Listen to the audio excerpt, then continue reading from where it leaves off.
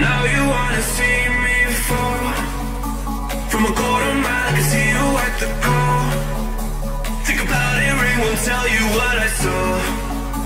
When you break it up, you'll see who had it all. You had it all.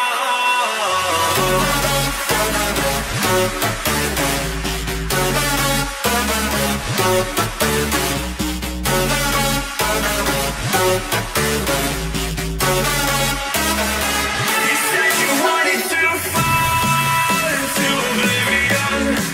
Forget about the world we're living in. Fall into oblivion, oblivion. Oh, go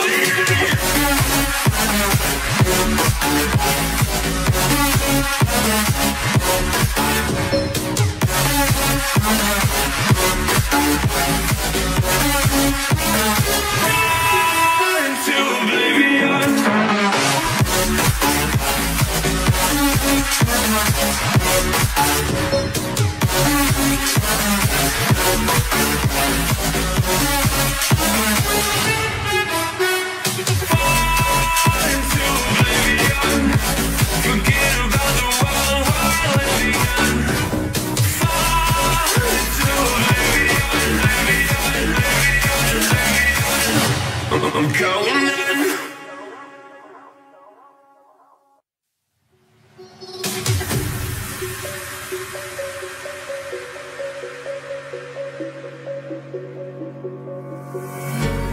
When the lights go down, I've seen hell in you, but you don't care, no, you don't care, no. You just rather watch me fall. From a quarter mile, I can see you at the call. Think about it, ring won't tell you what I saw. When you break it up, you'll see who had it all. You had it all.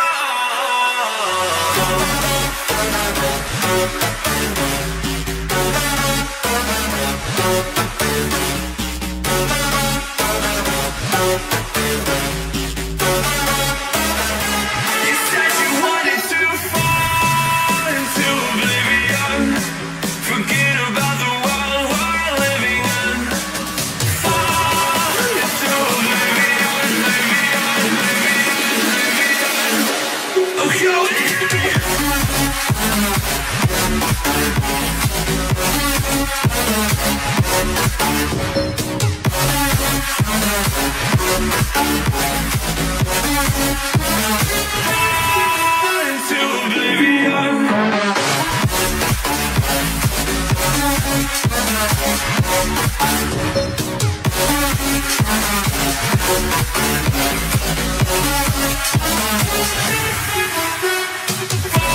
go into oblivion. Forget about the world we're living in. Fall into oblivion, I'm going in.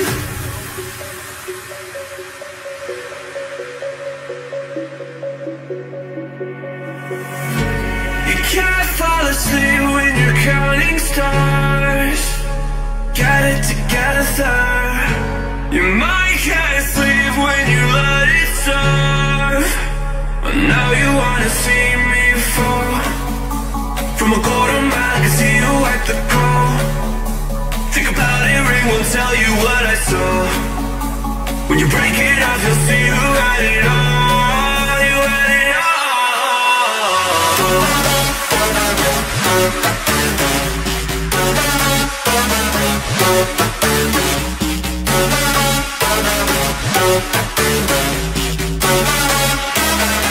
You said you wanted to fall into oblivion. Forget about the world we're living in. Fall into oblivion.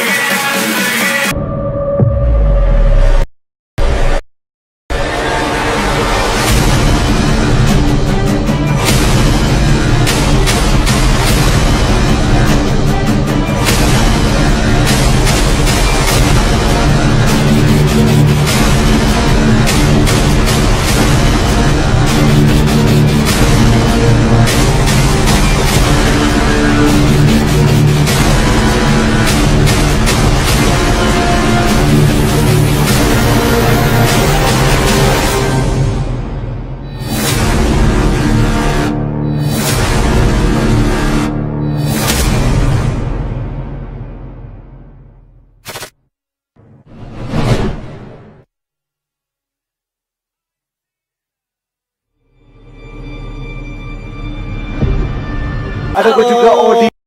Di sini kita bakal menemani kalian untuk semua Harit tim Midland, Odi.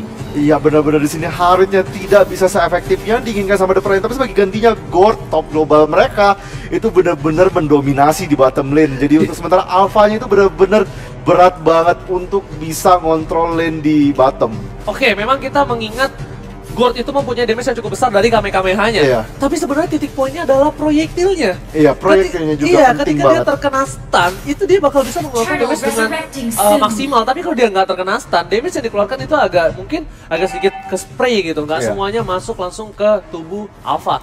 Tapi tentunya di sini dia terkena proyektil yang benar-benar cukup lama stunnya dan berhasil digunakan Kiki dengan Hurricane yang cukup baik. Tapi kita lihat udah ada blender yang dikeluarkan tapi nggak di follow up dengan 1000 Pounder karena melihat posisi dari tim The Prime tidak berada di mid lane tentunya si Todi. Tim The Prime berada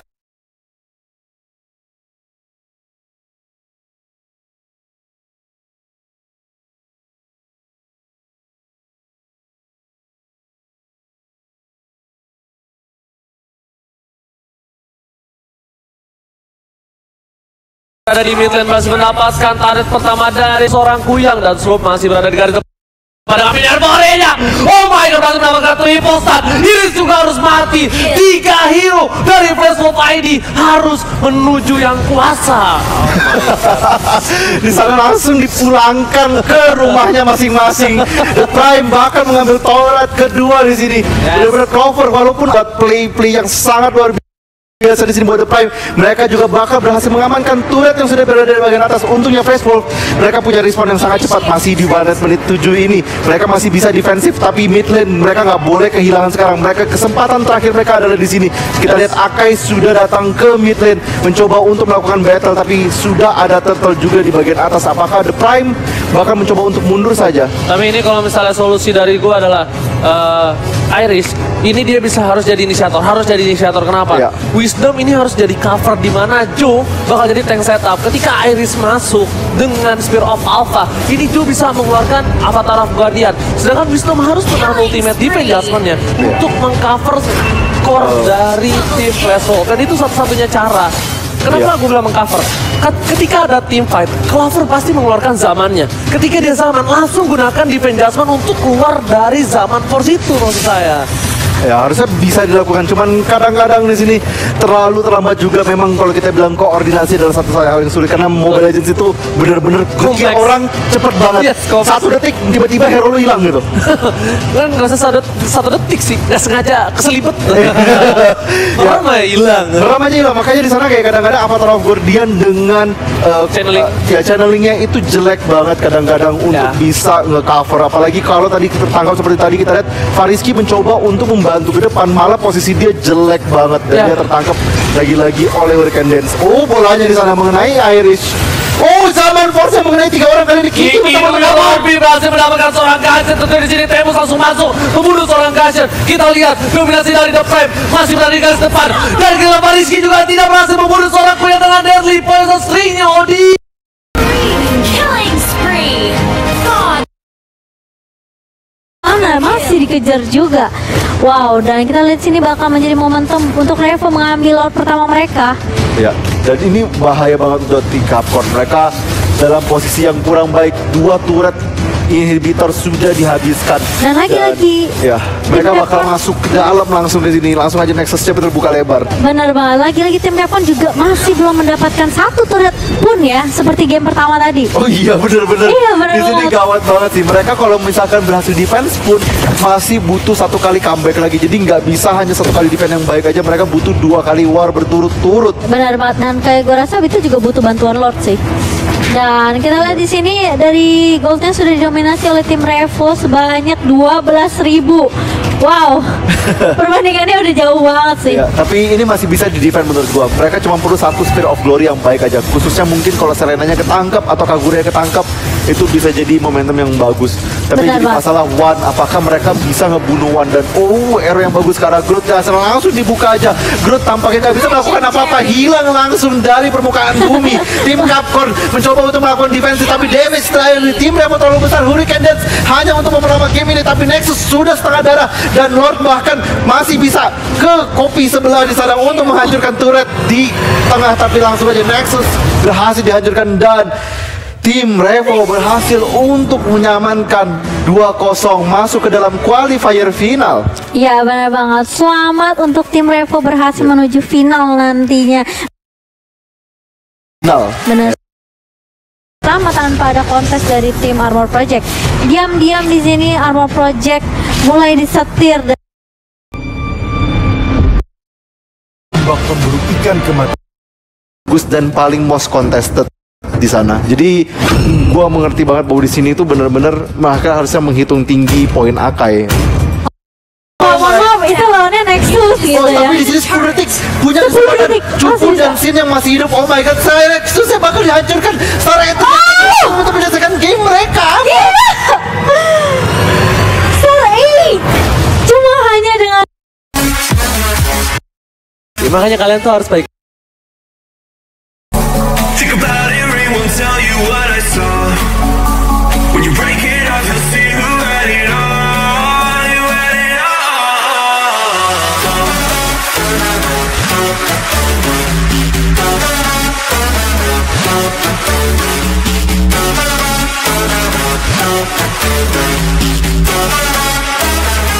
You said you wanted to fall into oblivion. Forget about the world we're living in. Fall into oblivion, oblivion. Oh, go into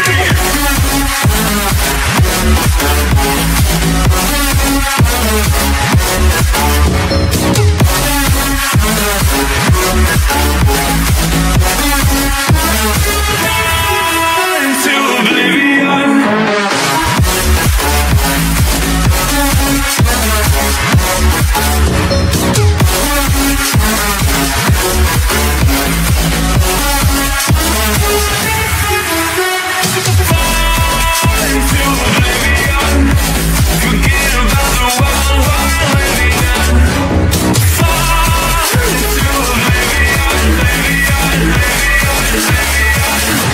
I'm going in.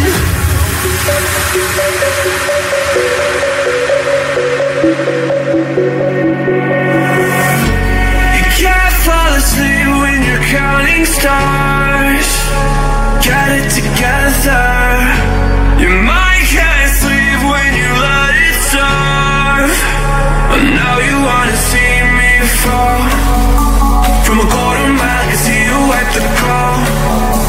Think about it, ring won't tell you what I saw. When you break it off, you'll see who had it all. You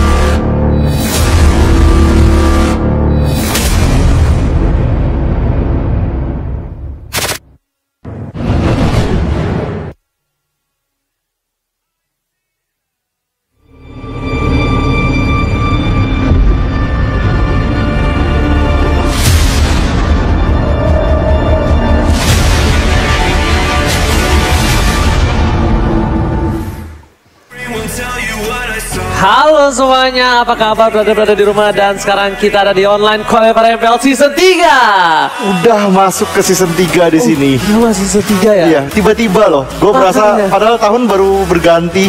Terus kayaknya saya baru pertama kali nge-cast di dunia ini tuh Season 1 loh. Gak kerasa kan? Gak kerasa, terus tiba-tiba sekarang udah Season 3 Mas Iya. Odi. Aduh. Dan ya kita kembali lagi di sini di Mobile.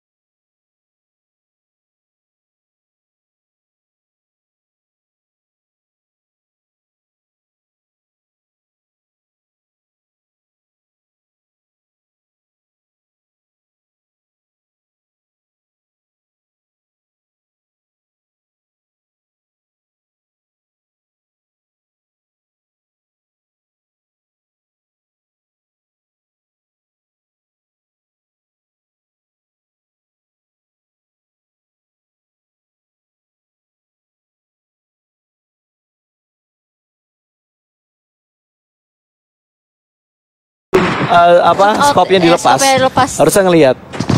Tapi Kalau mungkin tadi mata lagi najwa. ngobrol sama temennya. Kalau matanya mata najwa. Bener juga sih.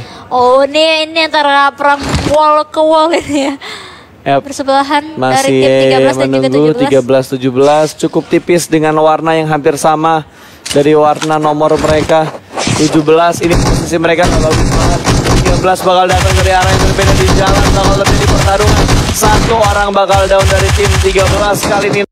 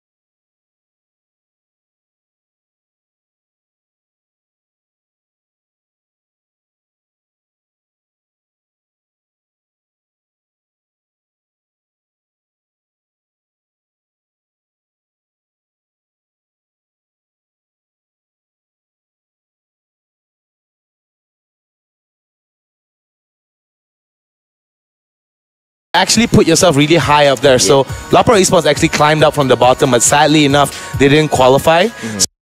So let's talk about the day one qualified teams that are going to be going into the KL qualifier finals, and that's going to be from Group A, Insomniac MGC, MMG Ghost. Group B, MDX, as well as Kill with Pan.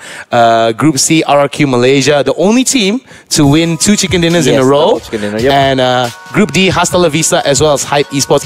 For the qualified teams, are there any teams here that you feel are going to be walking away with it dominantly, or do you think it's anybody's game? Alright, to be honest, from yesterday's game, I will say the Hype Esports is something. Hype Esports, they are very, very good at first-person perspective. Not so good during the third-person because maybe it's, the game is kind of luck-based as well, right? But during first-person, Hype was freaking hype. They killed so many people. I think they got a total of 23 kills in that one round alone. And I feel like whoever is good in first person should be good in third person as well, because in first person all that's important is actually aiming people and shooting them down, and they are very, very, very good. I agree with you entirely with that, but there's also one thing I want to highlight as well, that some teams actually do better in TPP, mainly because that you have a bigger radius of view and the angles that you're able to take. You're able to see some of your opponents before opponents are able to see you. So FPP as well limits that, but we shall have to see whether or not these teams are able to adapt towards the situation, because regardless of who is better, there can be players that shoot better, that can snipe better, but with the RNG and movement of the circle, within the circle and outside of the circle, it can put a lot of these really good teams in some really bad situations. Yep. It's always luck dependent as well. But again, you have to adapt, like you said. You cannot just be good at one mode. You need to be good at both. You need to find the balance between both. If you can get like second place for both, then that's great. But if you get 16 in one and third or first in the second one, it's not going to make you like qualify you to the grand final or even the qualifier final. So it is what it is. Balance, Right, but for those of you guys at home, remember, kick your feet up, enjoy yourself, because we're going to be going into the first game of the day. It's going to be a warm-up round, so it's just going to be fun times, all right? So we're going to be checking out all the game as we go on. Let's go. Let's go. All right, the flight path now is going to be bisecting the map into half here. Lipovka heading on down to Sosnovka military base. And what do you think about this particular flight path on the go? All right, we have seen a lot of flight paths actually going to the military base since yesterday, but it's interesting that there is a team going to Lipovka, one of the untouched location in the map throughout yesterday, and also the Sarawak qualifiers, and also Milta Power, also one of the places where no one actually go to. Milta Power actually have one of the best loots in the game as well, but the problem with Milta Power is you have to spend too much time actually going to loot, because it doesn't have like these houses and stuff. Everything is so far away, so maybe that's one reason why people don't go to Milta Power. But there is one team in Lipovka, and look at that, there are more teams going to military base. A lot of teams are trying to avoid military base because people think that there's too many teams going to military base. Also avoid that place, we loot first and then we kill, the China way, right? So there's 3 teams going there, and Team 12 looks like they wanted to go military base, but they saw some parachutes, like, let's move our whole direction somewhere else. But we will see where the first circle will be in a while. All right, so just to touch into a little bit of the point of dropping into Sosnovka military base, I do like Sosnovka military base because there's a lot of real estate for you to pick up, and there's a lot of weapons as well. But the thing that I feel that is not actually good for those that favor the Sosnovka military base is the fact that you only have 2 areas of entry and exit, right? And that is going to be on the east and west side, both those bridges. And as you can see, we've seen it time and time again on the PUBG PC as well as PMNC, that people are able to gatekeep for you, especially when you push off onto either the east or the west side bridge, and it could be a lot of problems for those teams in Sosnovka military base. What are your thoughts on that? Yeah, we actually saw that bridge strategy coming out from one of the team yesterday, where I remember this one player, he was standing on top of the bridge, aiming down whoever that's coming towards the bridge. I think that's one of the best threat. Again, if you're coming out from the bridge and there is someone doing the roadblock for you, then that could be disastrous for the whole team, because you're driving down this car and suddenly someone with 2 AKM killing everyone in the car, and suddenly the car explodes, the whole team is gone. So maybe that's one of the reasons why people don't really go around that place, right? And looks like there is a movement from team number 14 now. Where are they going to? Team 14, G2 soon right now are going to be heading towards... they're going away from the circle. They're going away from the circle as much as they can. Maybe it's because that they want to be heading towards a place that does not have too much too much aggression. And we do realize that for the PUBG Mobile National Championship that there is an extended loot phase where a lot of the teams take their time to loot up and make sure that not only do they have enough ammo but also the right amount of utilities.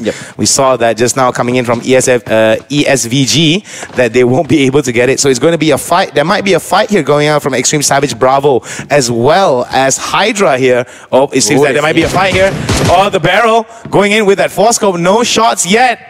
No shots landing yet. Oh, Princess goes down. PMC test 118 coming in down and goes down for the count. Other members coming in from the side of Hydra coming in to assist him. What's going to happen here on the go? Looks like team number 5, they're going to push as well. I think this is a good move from them. Again, one downside of being on top of this container is you're giving away your position. So nice play coming up from team 5, noticing that they are someone on top and they get one knock straight away. But getting some help right there, going to get healed up straight away. 75% up, but now they are trying to push. They know the location. He see him. Savage Bravo.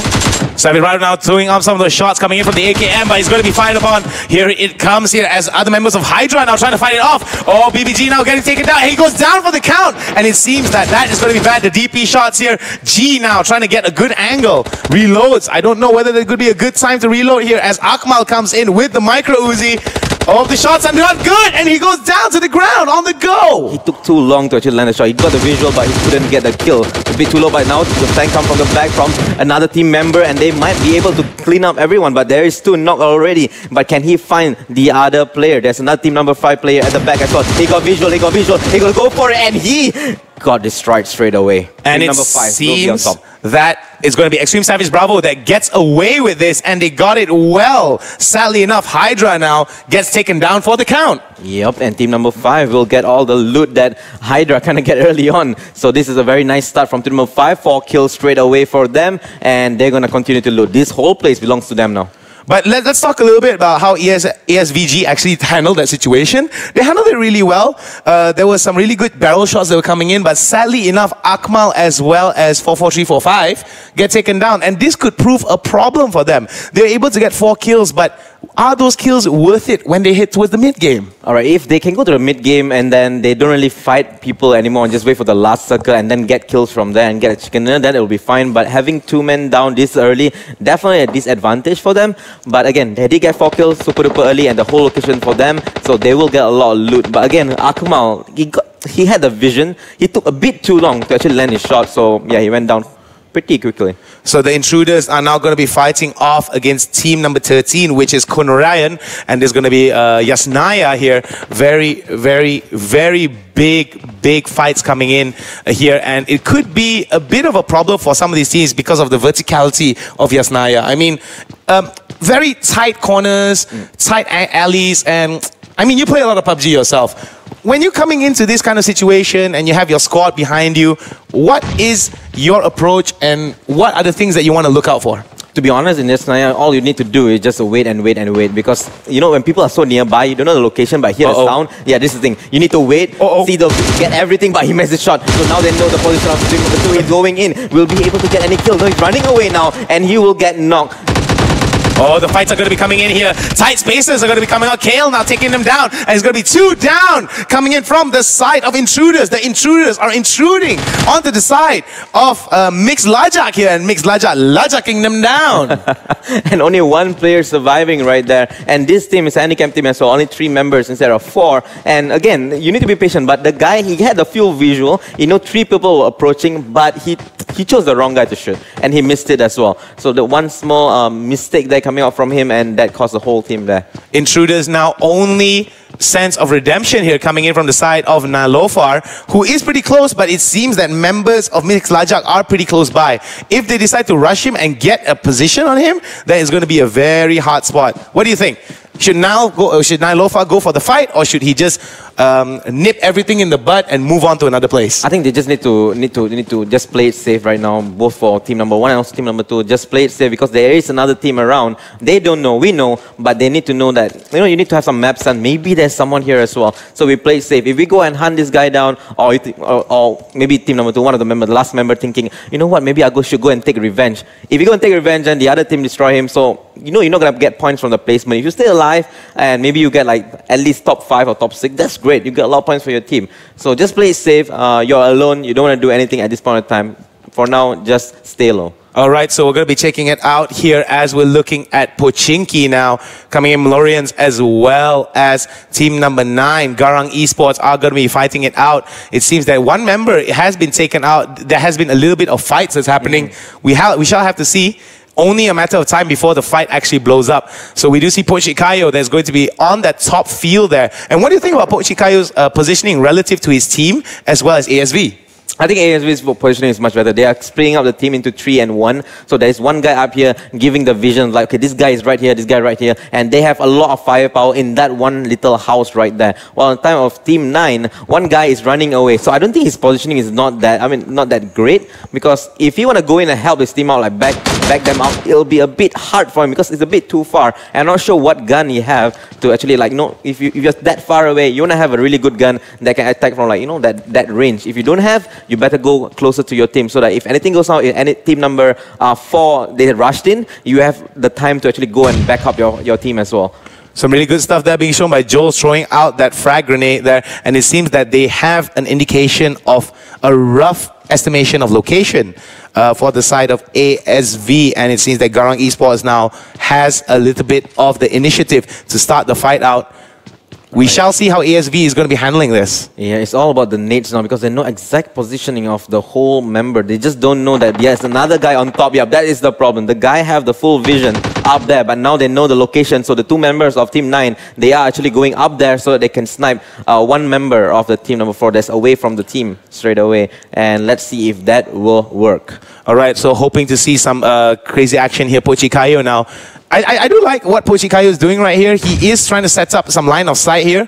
So he does have an indication of where ASV is, but he's got to be careful that he doesn't get sniped from his right side, from MLR, from Fax on the side of ASV. So we do see Garang Esports right now. They do have a little bit of an advantage here, but it could be turned in a blink of an eye for the side of ASV's advantage. Yeah, Fax needs to be very, very careful because there's 2 players looking at him and somewhere away from here. Team 16 will get destroyed like by Team 11, and no one actually died right there. Only one guy got knocked. Nice movement with the car. Again, Hound, this meta, right? Everybody is driving a car and shooting people while driving. So I think the most important thing when you want to run this strat is actually your driver.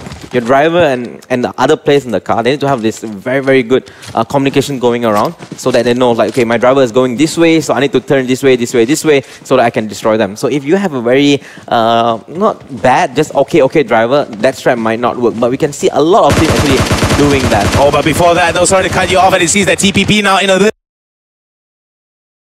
bit of trouble here as it sees the Garang Esports now catching them off. Team 15 now getting sprayed upon, and it sees that Mercs X Eco X now taking in those shots. The Car 98 now coming out, and it seems that Lee now is going to be hiding behind that smoke. It's only a matter of time. ASV now might take advantage of the situation. Lee now taking a little bit of damage here. Some good shots, and it's going to be Pochikayo now trying to go for that kill off. ASV now looking around and seeing whether or not they try to get that shot out. Pochikayo may actually expose himself to Fax, and Vax, and other members of ASV now are going to be trying to set it up, but it seems that Hax gets taken down by X-Man.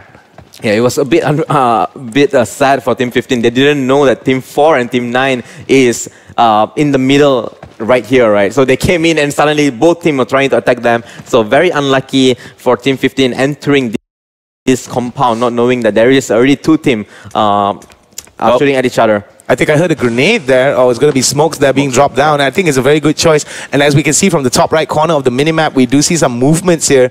Not many teams are going to be pushing out, but we do see that coming in from Garang Esports, they are going to be pushing out. They've got to be careful of Fax, though. They've got to be careful of Fax, Bax, and Vax, because they do set up line of sight. If they fight with Team Pro player, Garang Esports could actually put themselves in a bad situation. Whoa, he's walking right in front of Fax now. This could be bad. Oh boy. Fax will try shooting him. I'm not sure, because they should know that Fax is right there, but it's still walking in that direction. So maybe not the best choice, but lucky for him, he survived that assault from Fax. Oh, that was close. A pixel shot that almost happening for the side of Fax.